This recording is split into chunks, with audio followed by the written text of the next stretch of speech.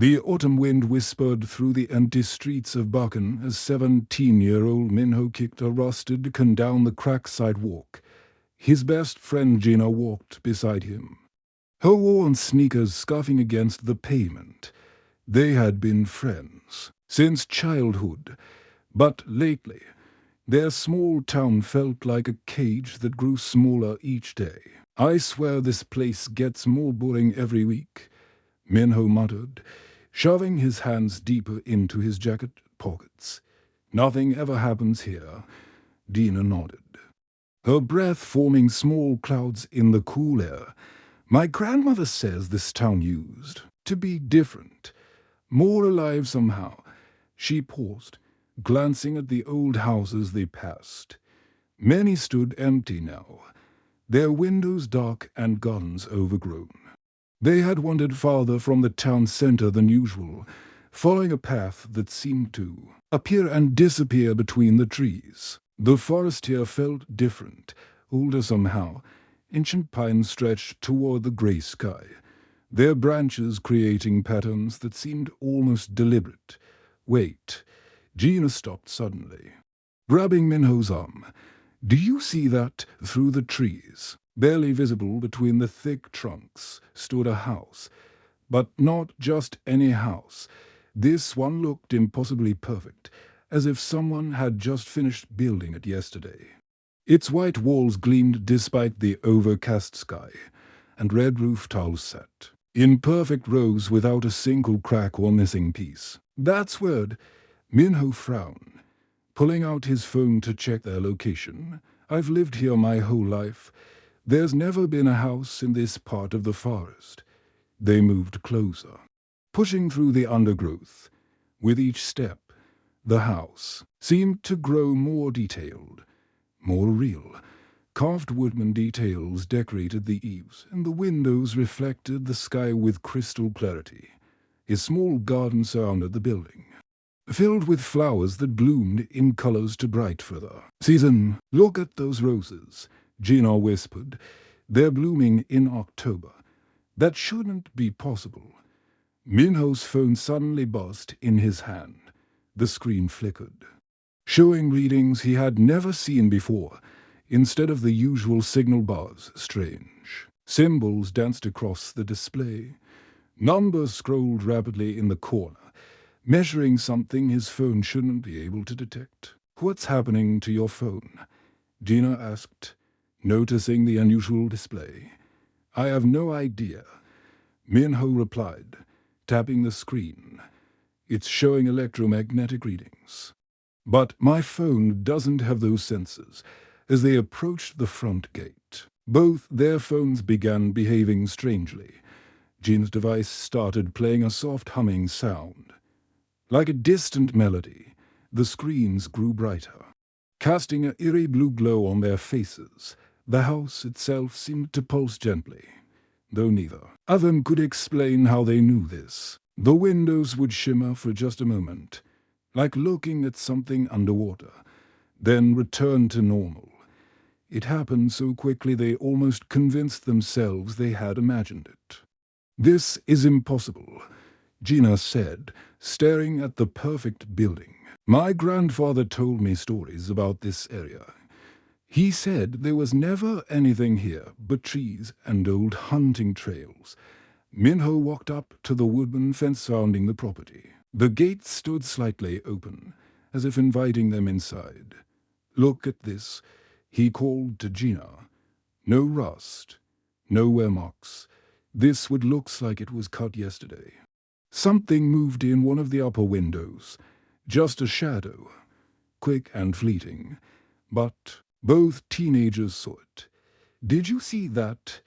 Gina's voice dropped to a whisper. "Yeah." Minho nodded, his heart beating faster. Someone might be living here. But even as he said it, something felt wrong about that explanation. The house was too perfect, too clean. No power lines connected it to the main road. No mailbox stood by the gate. No car tracks marked the dirt path leading to the front door. "We should go back," Gina said, But her feet didn't move. Something about the house drew her forward, like a puzzle demanding to be solved. "Come on." Minho grinned, though his voice shook slightly. "Where's your sense of adventure? When will we ever get another chance like this?" Their phones continued their strange behavior, screens showing impossible readings. The air around the house felt different too, charged with an energy that made their skin tingle. Birds had gone silent in the surrounding trees, as if even they sensed something unusual about this place. The front door was painted bright red, with brass fixtures that gleamed like gold. A small window set into the door seemed to glow from within, though no electric lights were visible. "I dare you," Minho said, trying to sound braver than he felt. "Let's just look inside. If anyone lives here, we'll apologize and leave." Gina looked at her friend, then back at the mysterious house. Every logical part of her mind screamed that they should return to town immediately. But curiosity, that most human of traits, won the battle. "Okay," she said finally, but just a quick look. Neither of them noticed that their shadows, cast by the strange light emanating from the house, were moving independently of their bodies. The red door opened with a soft whisper, as if it had been waiting for them. Minho stepped inside first, his sneakers making no sound on the polished floor. The silence felt thick, almost alive, wrapping round them like invisible fog. "This can't be right," Gina breathed, stepping through the doorway behind him. The room they entered stretched impossibly far in every direction from outside. The house had looked modest, maybe 4 rooms at most, but this single space felt larger than their entire school gymnasium. The ceiling soared high above them, disappearing into shadows that seemed to move and shift. Minho pulled out his phone to use as a flashlight, but the device's glow barely penetrated the darkness ahead. "The walls," he whispered, pointing to their left. "Look at the walls." Gina turned and immediately wished she hadn't. The walls weren't painted or covered with wallpaper. Instead, they seemed alive with patterns that hurt to look at directly. Lines and shapes twisted and flowed like water, creating designs that made her eyes water when she tried to focus on them. "Don't stare at them too long," she warned Minho, blinking away tears. "They're making me dizzy." The patterns seemed to respond to her voice, shifting faster, becoming more complex. Colors that had no names danced through the designs, bleeding into each other in ways that defied logic. When Gina looked away, and then back, the patterns had completely changed, as if the wall was alive and thinking. They moved deeper into the impossible room, their footsteps echoing strangely. Sometimes the sound came from directly beneath them. Other times, it seemed to bounce back from miles away. The floor felt solid enough, made of some material that looked like polished stone but felt warm under their feet. "There," Minho pointed. "Ahead. Something's different over there." A section of the far wall glowed with a soft blue light. As they approached, they could see it wasn't just a wall anymore. Embedded in the surface was what looked like a control panel, covered with symbols that seemed to float just above the material itself. The symbols were unlike anything either teenager had ever seen. They weren't Korean, English, Chinese, or any human language. Some looked like mathematical equations, others resembled star charts. And still others seemed to be moving pictures that told stories without words. "This is incredible," Minho whispered, reaching toward one of the glowing symbols. "It's like something from a science fiction movie." Gina grabbed his wrist. "Don't touch anything. We don't know what it does." But as she spoke, she stumbled slightly, her hand brushing against a symbol that looked like a spiral galaxy. The moment her skin made contact, everything changed. Light exploded through the room. Not harsh and blinding, but warm and welcoming. The impossible space around them suddenly made sense, revealing itself to be a vast chamber filled with floating platforms, crystalline structures, and what could only be described as windows into space itself. Through these windows, they could see stars moving in patterns too fast for normal space. Spacecraft the size of cities drifted between planets that glowed with their own inner light. Creatures that looked like living energy danced between the stars, their forms shifting from solid to light and back again. "Are we still on Earth?" Gino asked, her voice barely audible over the symphony of sounds that had begun. Gentle melodies mixed with what sounded like whale songs, mechanical humming, and voices speaking in languages that felt ancient beyond measure. The control panel had transformed to what had been simple symbols were now complex displays showing star maps, mathematical equations that solved themselves, and images of civilizations from across the galaxy. Creatures with multiple arms worked on massive space stations. Beings made of pure energy communicated through colors and light. Robotic entities the size of moons constructed impossible machines in the void between stars. "Look up," Minho said, his voice filled with wonder. Above them, the ceiling had become transparent, revealing not the forest they had walked through, but the cosmos itself. Galaxies spun in slow motion, their spiral arms trailing streams of newborn stars, massive ships that looked more like floating. Cities moved between worlds, their whole patterns shifting like the walls they had seen earlier. But they were not alone in observing this incredible display. Something was watching them back. A presence, invisible but undeniably there, seemed to move around them. Gina felt it first, like warm breath on the back of her neck. Then Minho sensed it too, a feeling of being examined, studied, measured.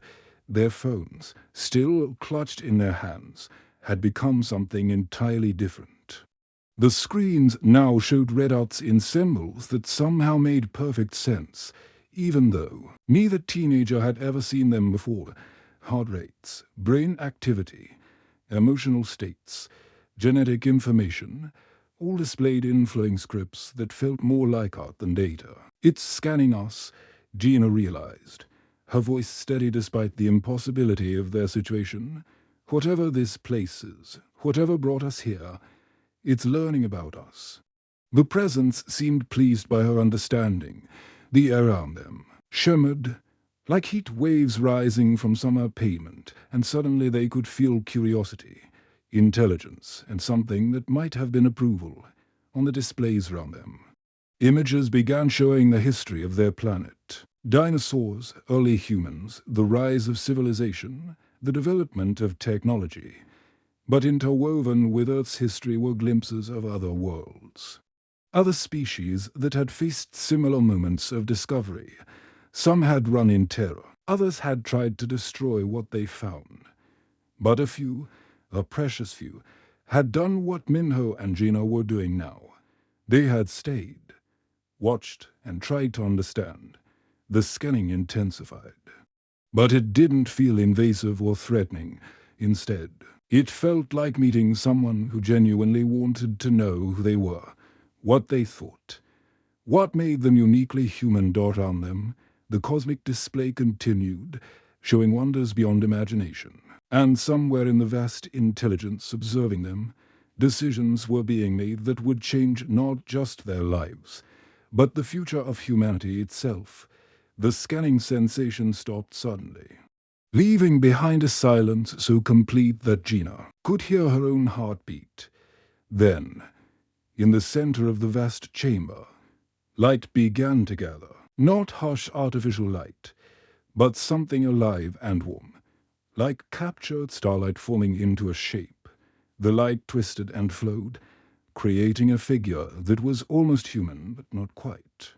It stood tall, with features that seemed to shift between different species they had seen in the cosmic displays. Sometimes it looked human, Other times like the energy beings dancing between stars, and occasionally like the multi-armed creatures working on the space stations. When it spoke, no sound came from where its mouth should be. Instead, numbers and equations floated in the air around them, glowing symbols that somehow made perfect sense to Gina's mind. "Welcome, young ones of Earth," the meaning formed in her thoughts. Though the entity continued speaking in pure mathematics, "You stand in a place older than your sun, created by minds that walked among stars when your world was young." Minho looked confused, clearly not understanding the mathematical language. "What's it saying?" He whispered to Gina. It's talking in math," Gina replied, surprised at her own understanding. "But I can understand it somehow. It says this place is really old, older than our sun." The entity seemed pleased by her comprehension. More equations flowed around them, and Gina found herself translating automatically. "This facility serves one purpose," she continued, her voice growing stronger as the meaning became clear. "To test species across the galaxy. When a civilization reaches a certain level of curiosity and development, they find places like this." The holographic being gestured, and the walls round them came alive with new images. They saw creatures from dozens of different worlds discovering similar facilities on their planets. Most of the scenes ended the same way. The beings would enter, see something that terrified them, and flee immediately. "Look." Minho pointed at one display showing crystalline beings that looked like walking diamonds. They ran away as soon as they saw the lights. Another screen showed reptilian creatures with 4 eyes. They had managed to enter the first room, but fled when the walls began showing their moving patterns. A third display revealed gaseous beings that simply dissolved and reformed elsewhere when they encountered the scanning presence. Most species, Gina translated as new equations appeared, cannot overcome their fear when faced with the unknown. They possess curiosity. But when that curiosity conflicts with their survival instincts, fear wins. The entity moved closer to them, its form stabilizing into something more recognizably humanoid. Through the mathematical communication, Gina sensed genuine fascination. "But humans are different," she continued translating, her eyes widening with understanding. "It says we're the first species it's encountered that lets curiosity override fear so completely. Most beings would have run when they saw the impossible size of this room. Others would have fled when the walls started moving. Almost all would have left when they felt something scanning them. But we stayed," Minho said, beginning to understand. "We stayed because we wanted to know what was happening." The entity's form brightened, confirming his insight. New equations flowed around them, more complex than before. "Now it wants to test us properly," Gina said, her voice mixing excitement with nervousness. "It says the initial phase was just to see if we would run away. The real test begins now." The chamber around them began to shift. The cosmic displays faded, replaced by something that looked like a three-dimensional puzzle floating in the air. Geometric shapes moved in complex patterns, creating gaps and openings that appeared and disappeared. Problem solving, Gina translated as the entity's mathematical explanation continued. "It wants to see how we think, how we approach challenges that have no obvious solution." The puzzle wasn't just visual. As Minho reached toward one of the floating shapes, he felt resistance, as if he was moving through thick liquid. When he managed to touch it, the shape responded by changing color and texture, affecting other pieces throughout the three-dimensional structure. "It's like a game," he said, "but way more complicated than anything I've ever seen." "It's not just testing our intelligence," Gina added, watching new mathematical sequences appear. "It's testing our persistence, our willingness to try different approaches when the first one doesn't work." As they worked together on the puzzle, more challenges appeared.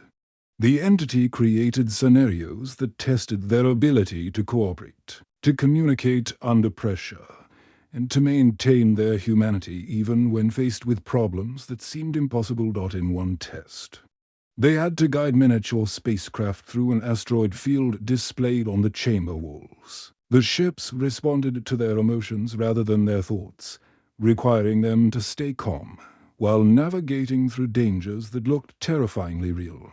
Another challenge presented them with alien mathematical systems that described the physics of different universes.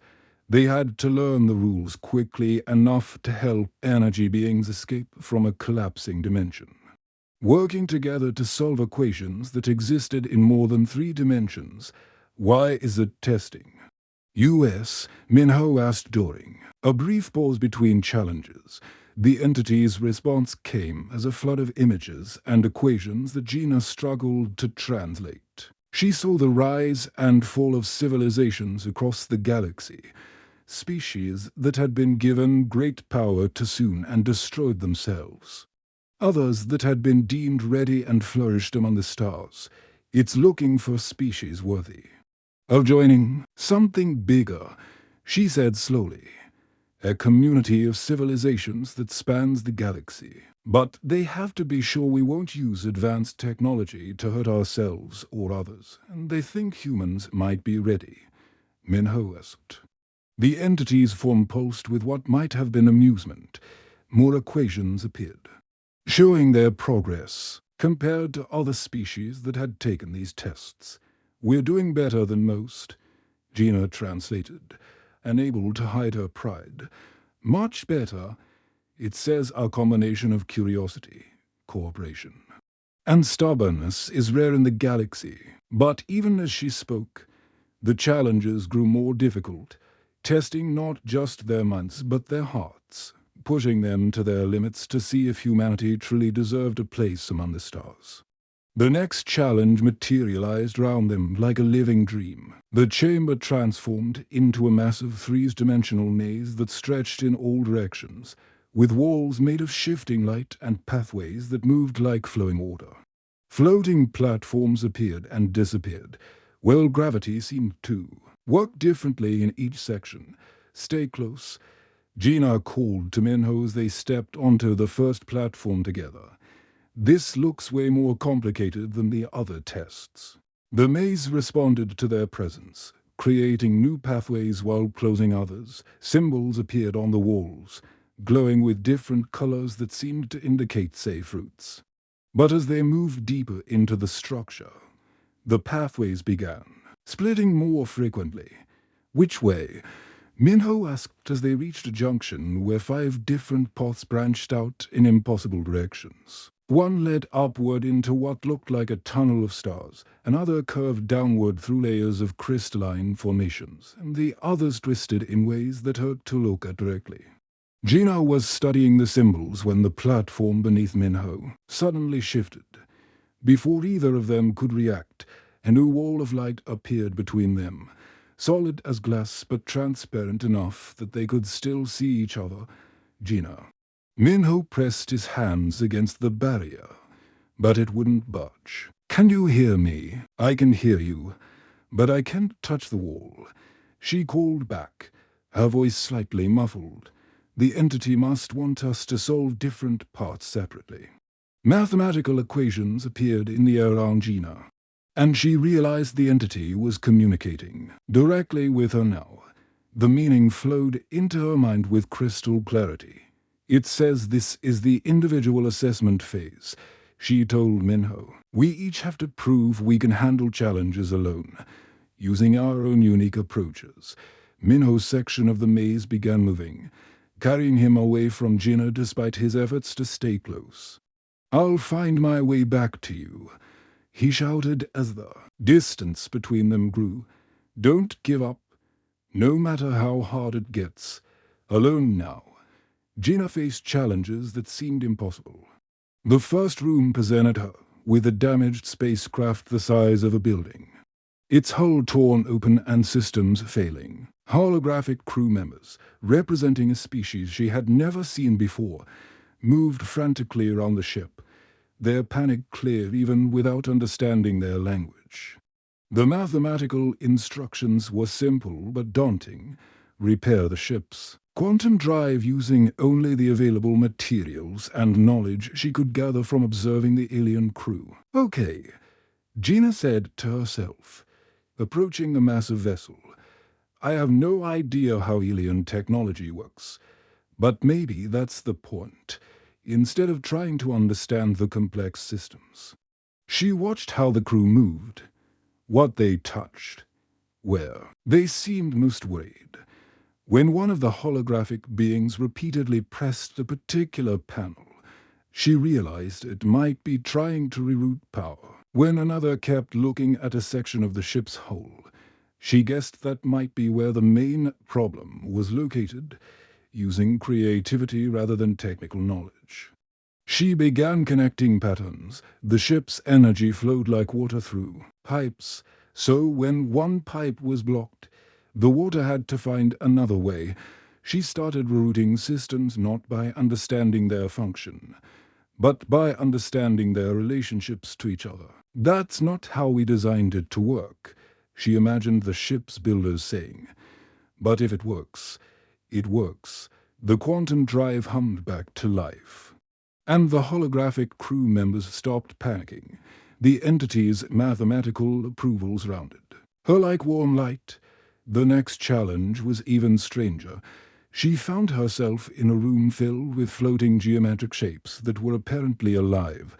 They moved with purpose, communicated through color changes, and seemed to be trying to solve some kind of crisis. Their world, shown on the walls round the room, was being consumed by a growing void that deleted everything it touched.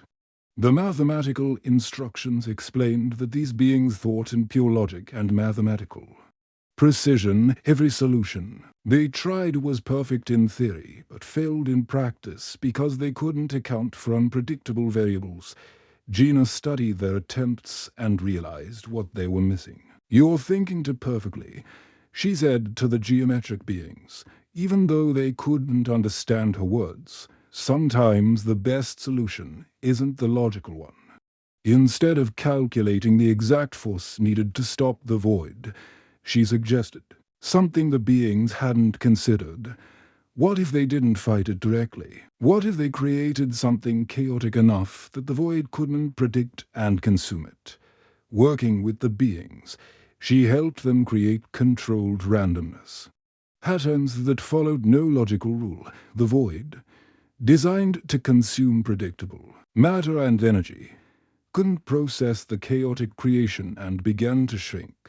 Meanwhile, Minho found himself in a completely different part of the facility. The walls here were covered with images showing the history of the galaxy, but not the peaceful scenes that they had seen before. These images showed civilizations rising to incredible heights, then destroying themselves through war, greed, or simple recklessness. The builders, a new voice spoke directly into his mind. Not mathematical like the entity's communication with Gina, but clear and sad.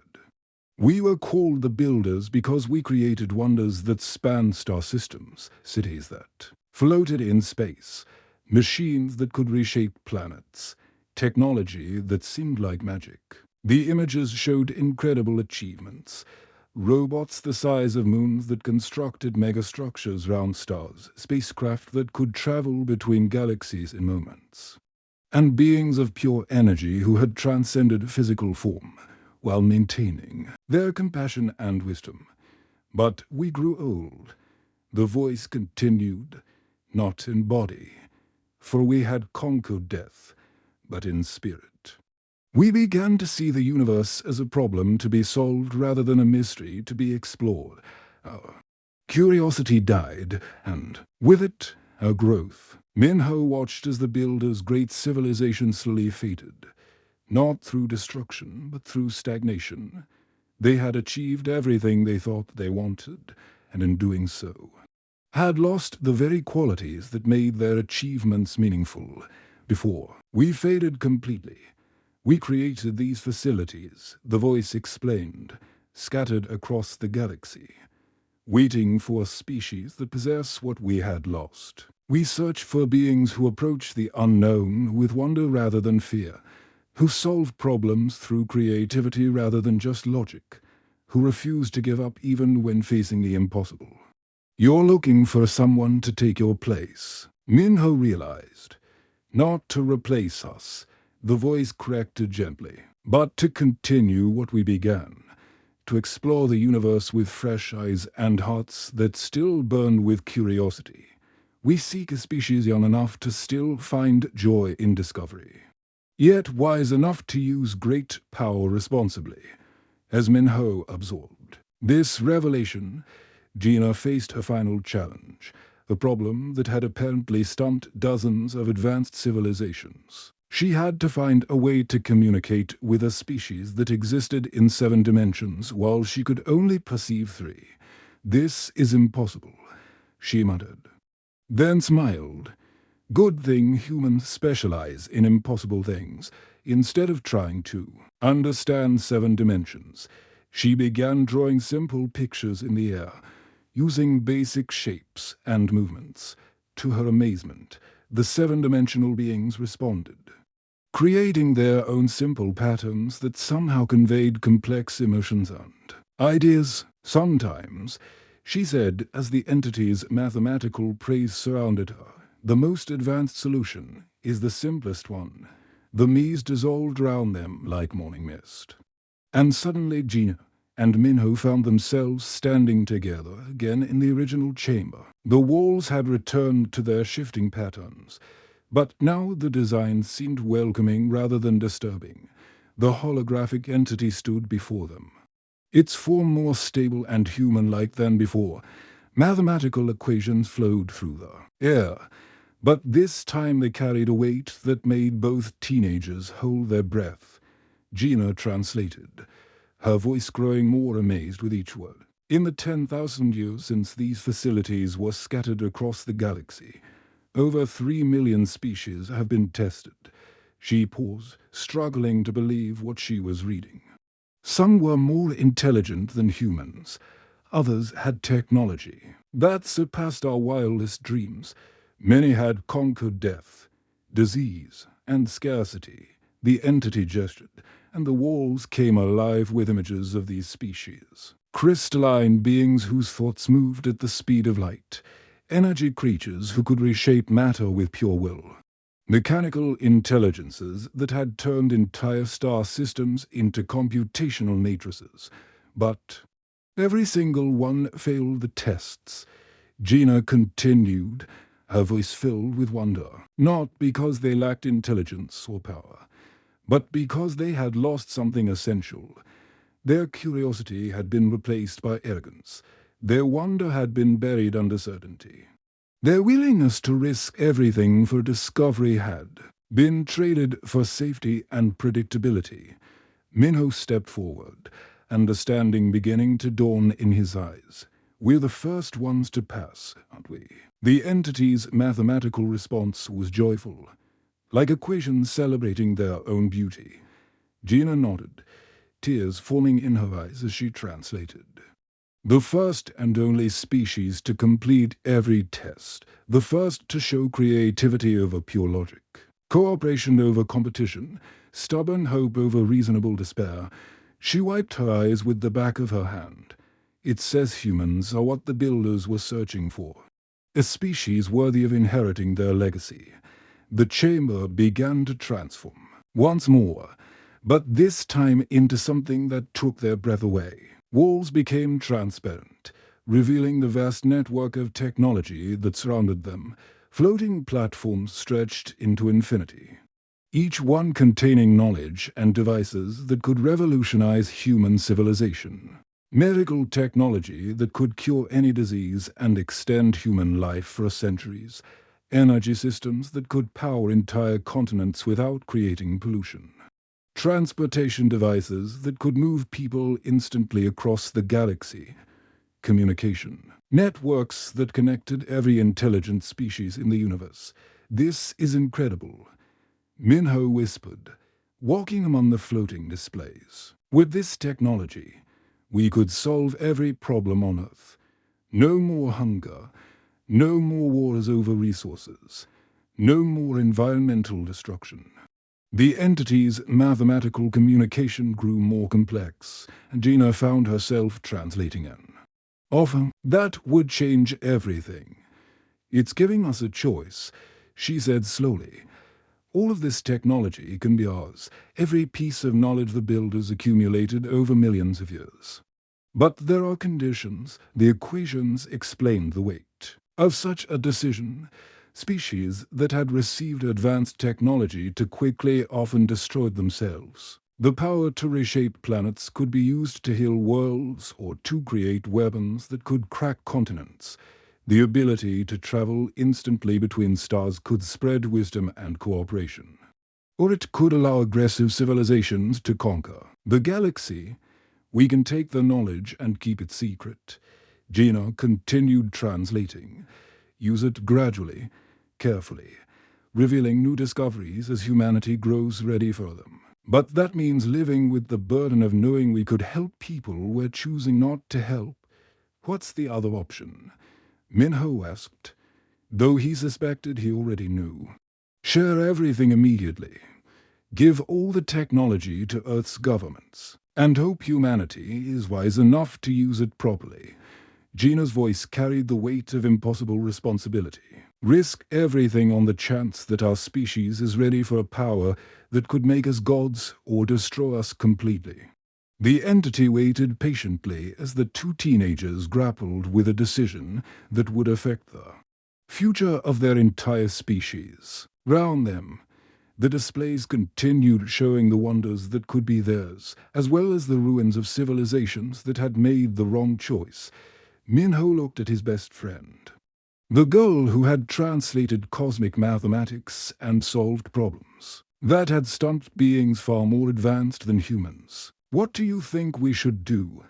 Gina stared at the incredible technology surrounding them, then at the images of failed civilizations. When she spoke, her voice carried a strength that surprised even her. Neither, she said firmly. We choose her. Third option. The entity's form flickered with what might have been surprise. New equations appeared, questioning her meaning. We ask for a time, Gina said, speaking directly to the entity. Not to keep the secret forever, and not to dump everything on humanity. At once, we ask for a time to prepare our species gradually. Start with small gifts, a cure for one disease, a solution to one environmental problem. Let humanity prove it can handle each advancement before giving us the next. The mathematical response showed consideration, analysis, and growing approval. You want to be partners in this. Minho added, understanding his friend's thinking. Not just inheritors of technology, but active participants in deciding when and how to reveal it. Exactly. Gina nodded. Humanity's greatest strength isn't our intelligence or creativity. It's our ability to grow, to learn from mistakes, to become better than we were. Give us that chance. The entity's form brightened with what could only be described as pride. The mathematical communication that followed was unlike anything they had received before.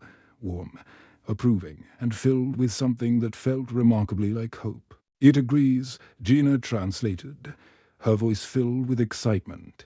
The entity will remain here, observing, guiding, helping humanity prepare for each new gift of knowledge.